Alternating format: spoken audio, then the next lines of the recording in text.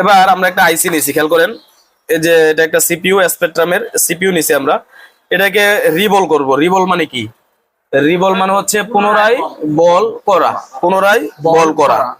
তো একটা ফোন থেকে যখন আমরা একটা আইসি উঠাই, একটা ফোন থেকে যখন আমরা একটা আইসি উঠাই, ওই আইসিটা উঠানোর পর দেখা যায় যে কিছু বল বড় ছোট, বা পেস্টিং আইসি উঠাইলে পেস্টিং গুলো পরিষ্কার করে তারপর নতুন করে কি করা লাগে, ওটা লাগাইতে গেলে এটা আবার নতুন করে বল করা লাগে, নতুন করে বল করা লাগে।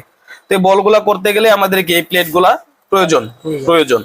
এবার বলতে পারেন এই প্লেট গুলার মধ্যে কোনটা দিয়ে করব। অবশ্যই আইসির মধ্যে কি লেখা থাকে, মডেল আছে না?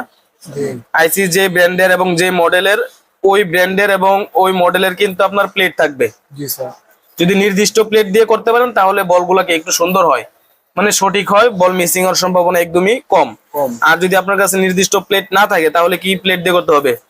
ইউনিভার্সাল অর্থাৎ মাস্টার প্লেট দিয়ে করতে হবে, ঠিক আছে।